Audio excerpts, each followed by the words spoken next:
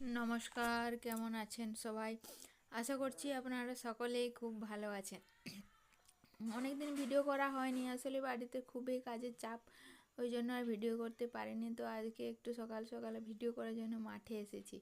আমাদের আসলে এখন আলু লাগানো চলছে, তো ওই জন্য ভাবলাম একটু বেটুকেও দেখিয়ে নিয়ে আসি আর একটু ভিডিও করে আপনাদের সাথেও শেয়ার করি। তো ওই জন্য সকাল সকাল সব কাজ টাজ বাড়ি সেরে আমরা মাঠে এসেছি আলু লাগানো দেখতে।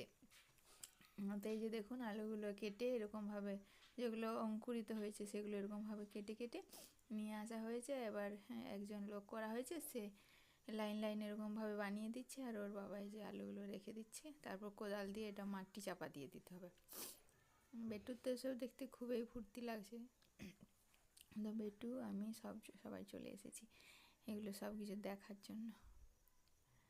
এই এই যে যেটায় লাগানো হচ্ছে এটাও আমাদের, আর এর উপরে যে আরেকটা ক্ষেত আছে ওটাও আমাদের। ওটা লাগানো হয়ে গেছে কালকে, তো কাল আর আমরা আসিনি, আজকে এসেছি।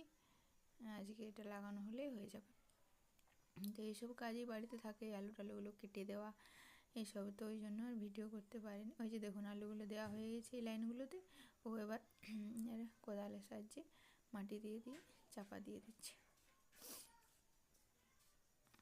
এখন লাগানোটা দেখালাম, যখন আলু হয়ে যাবে, আলুগুলো তোলা হবে, তখন আবার আপনাদেরকে ভিডিও করে দেখাবো।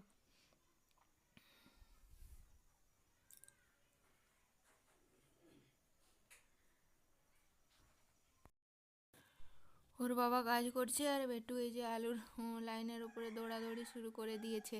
ওর বাবা ওকে বারণ করছে যে এগুলোর উপরে দৌড়াস না, পা দিয়ে চাপা দিয়ে দিচ্ছে, কিন্তু ও কারো কথা শুনবে না। ওর এইসব কাজ দেখতে খুবই ভালো লাগে, ওই জন্য ওকে বিশেষ করে নিয়ে আসা। বাড়িতে নিয়ে থাকলে তো সে বালি দিয়ে ধুলো দিয়েই খেলবে, তাই জন্য নিয়ে আসলাম।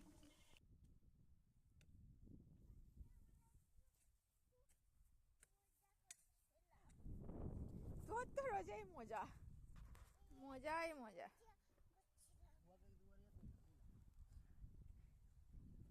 আর ওগুলো পা দিয়ে ছুটিস না বাবা।